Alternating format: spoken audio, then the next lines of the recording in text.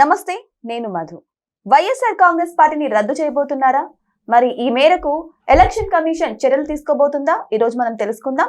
ప్రస్తుతం మనతో పాటు ఉన్నారు సీనియర్ జర్నలిస్ట్ సిఎస్ రావు గారు. వారిని అడిగి మరిన్ని విషయాలను తెలుసుకుందాం. నమస్కారం సార్. సార్, వైఎస్ఆర్ కాంగ్రెస్ పార్టీని నిజంగా రద్దు చేయబోతున్నారా సార్? ఇందులో నిజం ఎంత ఉంది? ఇప్పుడు ఒకటే, రాజకీయ పార్టీలు రద్దు చేసిన అధికారం ఎలక్షన్ కమిషన్కి అయితే ఉంది.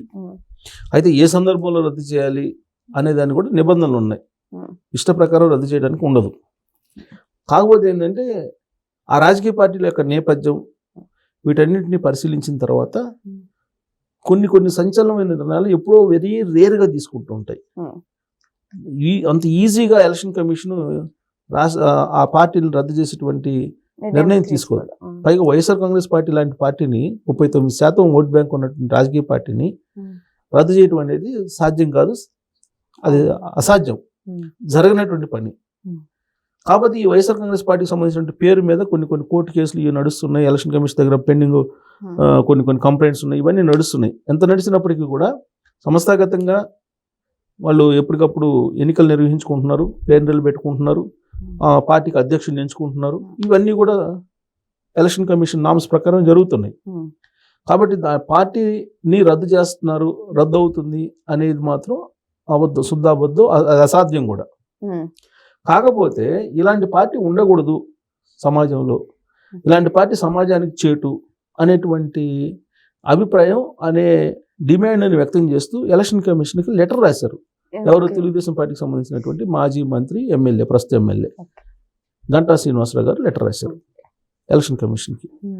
వైఎస్ఆర్ కాంగ్రెస్ పార్టీ వల్ల ఆంధ్రప్రదేశ్కి నష్టం జరుగుతుంది, సమాజానికి నష్టం జరుగుతుంది, ఈ పార్టీ ఉండకూడదు, ఇలాంటి పార్టీలు ఉంటే గనక సమాజంలో విద్వేషాలు రెచ్చగొడతారు, కులాలని రెచ్చగొడతారు, మతాలను రెచ్చగొడతారు.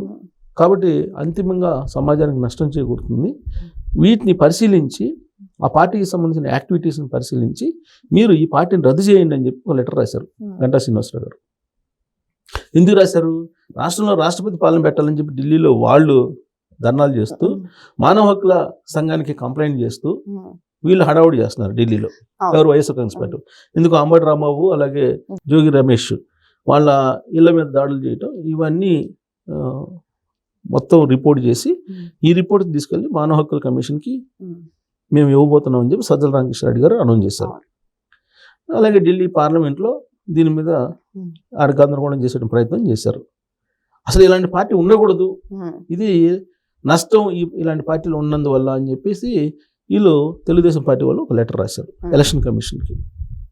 సరే, ఎలక్షన్ కమిషన్ పట్టించుకుంటుందా అని అంటే జనరల్గా ఫైల్ చేస్తుంది, ఫైల్ చేసి ఆడ పెట్టుకుంటుంది అంతే తప్ప దాన్ని పరిశీలించి ఇమీడియట్గా యాక్షన్ తీసుకునే పరిస్థితి ఉండకపోవచ్చు, ఉండదు కూడా. కాకపోతే ప్రజాక్షేత్రంలో దీన్ని బలంగా తీసుకెళ్ళడానికి మాత్రం అవకాశం ఉంది. ఎందుకనంటే వైఎస్ఆర్ కాంగ్రెస్ పార్టీ పుట్టుక గురించి తెలుగుదేశం పార్టీ వాళ్ళు అనేక సందర్భాల్లో అనేక రకాలుగా చెప్తూ ఉంటారు. ఏంటంటే ప్రతి పార్టీకి ఒక సిద్ధాంతం ఉంటుంది, మూల సిద్ధాంతం అనేది ఒకటి ఉంటుంది. తెలుగుదేశం పార్టీ ఉందనుకోండి, కూడు గుడ్డ నీడ. ఇది రామారావు గారు సింపుల్గా ప్రజలకు అర్థమయ్యేలాక ఆ రోజు ఉన్నటువంటి పరిస్థితులను బట్టి మూల సిద్ధాంతాన్ని పెట్టుకొని తెలుగుదేశం పార్టీని పెట్టారు. ఇవాళ కూడా కూడు గూడు గుడ్డ, దీని చుట్టూనే రాజకీయాలు తిరుగుతున్నాయి. ఆ రోజు రామారావు గారు ఏం చెప్పారో అదే తిరుగుతున్నాయి. ఇవాళ కూడా సంక్షేమ పథకాల ఆద్యుడు ఎవరు? రామారావు గారు. ఆ రోజు 82లో పార్టీని అనౌన్స్ చేశారు, 83లో అధికారంలోకి వచ్చింది. జనతా వస్త్రాల పథకం అంటే ఆ రోజున బట్టలు కొనుక్కునేటువంటి స్తోమత చాలా మందికి లేదు, అలాగే తినడానికి తిండి కూడా లేనటువంటి పరిస్థితి. అందుకే ఆయన ₹2 కిలో బియ్యం ఇచ్చారు. అలాగే పక్కా గృహాలు ఆయన, అదే కూడు గూడు గుడ్డ, ఇవి అది ఆయన పేదలకి మూల సిద్ధాంతం. అది ఆ తర్వాత ఆ జెండాలో ఉంటాయి, దాంట్లో నాగలి ఇవి ఉంటాయి, అంటే ఆ వ్యవసాయం, రైతు, ఇవన్నీ ఉంటాయి. అంటే రైతులకు సంబంధించిన, పేదలకు సంబంధించిన, కూలీలకు సంబంధించినటువంటి పార్టీ. తర్వాత ఈ బీసీలకు సంబంధించిన పార్టీ, దాని సింబల్ జెండాలో ఉంటుంది, మొత్తం కార్మిక చక్రం, ఇవన్నీ ఉంటాయి. ఆ కాన్సెప్ట్ తీసుకుని మూల సిద్ధాంతం మాది ఇది అని చెప్పి చేశారు. ఇప్పుడు వైఎస్ఆర్ కాంగ్రెస్ పార్టీ సిద్ధాంతం ఏంటి?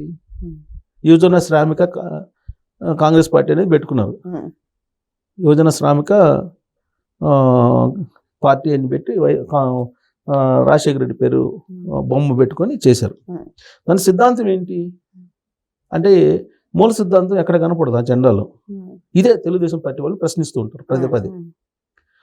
అయితే ఆ పార్టీ ఎందుకు పుట్టింది, ఎప్పుడు పుట్టింది, ఏ సందర్భంలో పుట్టింది, తెలుగుదేశం పార్టీ ఏ సందర్భంలో పుట్టింది అనేది కూడా వేరియేషన్ చెప్తూ ఉంటారు. తెలుగుదేశం పార్టీ ఏమో పేదల పక్షాన వచ్చినటువంటి పార్టీ. వైఎస్ఆర్ కాంగ్రెస్ పార్టీ ఏ సందర్భంలో పుట్టింది, రాజశేఖర రెడ్డి గారు చనిపోతే హెలికాప్టర్ ప్రమాదంలో ఆ చనిపోయినటువంటి దాని నుంచి పుట్టింది అనేది తెలుగుదేశం పార్టీ వాళ్ళు చెప్పారు. సో కాబట్టి తెలుగుదేశం పార్టీకి వైఎస్ఆర్ కాంగ్రెస్ పార్టీకి చాలా వ్యత్యాసం ఉందని చెప్పి చెప్తూ ఉంటారు. రాజశేఖర రెడ్డి చనిపోతే చనిపోయినటువంటి ఆయన శవం మీద నుంచి పుట్టి ఆ తర్వాత ఓదార్పు యాత్ర రూపంలో బలపడి అధికారంలోకి వచ్చినట్టు పార్టీ, దానికంటే సిద్ధాంతాలు లేవు అనేది తెలుగుదేశం పార్టీ వాళ్ళు చెప్తుంటారు. దాంతోపాటు ఆ పార్టీ కార్యక్రమాలు కూడా మీకు ఇప్పుడు రోషి గారు ఉన్నారు, మాజీ సీఎం, దివంగత సీఎం, ఇప్పుడు ఆయన లేరు మన మధ్యలో. ఆయన చెప్తుండేవాళ్ళు, ఎవరన్నా చనిపోయినటువంటి వాళ్ళ ఇళ్ళ దగ్గరికి వెళ్ళి ర్యాలీగా వెళ్తారు, ఎవరన్నా వెళ్ళి పరామర్శించడానికి మామూలుగా వెళ్తారు, వెళ్ళి వాళ్ళని పరామర్శిస్తారు తప్పితే మీరు ర్యాలీగా వెళ్ళటం ఏంటి, ఇదే సంస్కృతి అని చెప్పి అసెంబ్లీలోనే ప్రశ్నించారు ఆయన. ఆ రోజు ముఖ్యమంత్రి కాంగ్రెస్ పార్టీకి. నిన్న జగన్మోహన్ రెడ్డి గారు కూడా కాంగ్రెస్లో ఉండి ఓదార్పు యాత్ర స్టార్ట్ చేశారు. స్టార్ట్ చేస్తే అప్పుడు ఆయన అన్నారు ఆ మాట, ఇప్పుడు రాజశేఖర రెడ్డి గారు హెలికాప్టర్ ప్రమాదంలో చనిపోయిన కారణంగా బాధపడి గుండెలు పిండేసి హార్ట్ అటాక్తో చాలా మంది చనిపోయారు అనేది వాళ్ళు చెప్తున్నట్టు మాట. ఇది తట్టుకోలేక, చాలా తట్టుకోలేక గుండెలు ఆగిపోయాయి అనేది వైఎస్ఆర్ కాంగ్రెస్ పార్టీ వాళ్ళు చెప్పారు. దాంట్లో కొన్ని వందల మందిని ఆ రోజు చేర్చేశారు. అది తప్పు అని చెప్పి ఆ రోజు ఉన్నట్టు కాంగ్రెస్ పార్టీ అనేక సందర్భాల్లో చెప్పింది. సాధారణ మరణాలను కూడా రాజశేఖర రెడ్డి మరణాన్ని తట్టుకోలేక చనిపోయినటువంటి మరణాల కింద లెక్కేశారని చెప్పి ఆ రోజు ఉన్నట్టు కాంగ్రెస్ పార్టీ చెప్పింది. అలాగే తెలుగుదేశం పార్టీ వాళ్ళు కూడా చెప్తూనే ఉన్నారు ఇవాళకి కూడా. సరే, ఆ రోజు ఏం చేశారు, జగన్మోహన్ రెడ్డి గారు ఓదార్పు యాత్ర పెట్టి ఆ చనిపోయినటువంటి ప్రతి వాళ్ళ ఇంటికి వెళ్ళి వాళ్ళకి ఓదార్పు అని పేరుతో పెద్ద ర్యాలీగా వెళ్ళి ఈ చేసుకుంటూ ప్రతి ఊర్లో ప్రతి గ్రామంలో రాజశేఖర రెడ్డి గారి యొక్క విగ్రహం పెడుతూ స్టార్ట్ చేశారు ఆయన. అది ఆ రాజకీయ పార్టీ యొక్క ప్రస్థానం. అలా 2014 ఎన్నికల దాకా నడిచింది. 2014 ప్రతిపక్షంలో ఉన్నారు. 2019 ఎన్నికల్లో పాదయాత్ర అన్నారు, అందరు ఇళ్ళకి వెళ్ళారు. పాదయాత్రలో ఒక ఛాన్స్ ఇవ్వమని చెప్పి అడిగారు. అలాగే కోడికత్తి వచ్చింది, బాబాయ్ మటర్ వచ్చింది, ఇవన్నీ వచ్చినాయి. ఐప్యాక్ మ్యాజిక్ చేసింది. ఎట్టకేలకు కేసీఆర్ గారు సహకారం అందించారు, ముఖ్యమంత్రి అయ్యారు.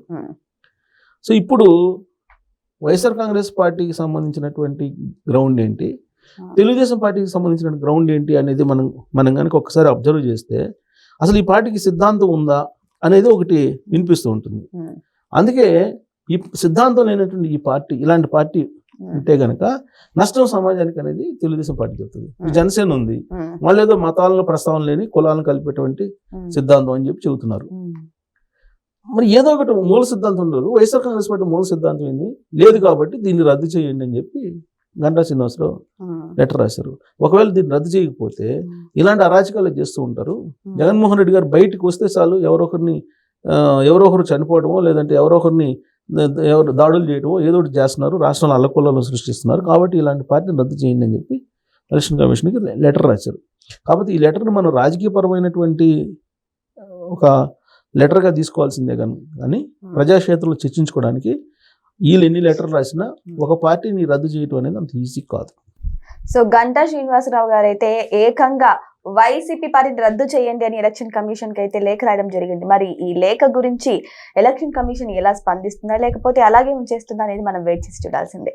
Thank you so much. Thank you.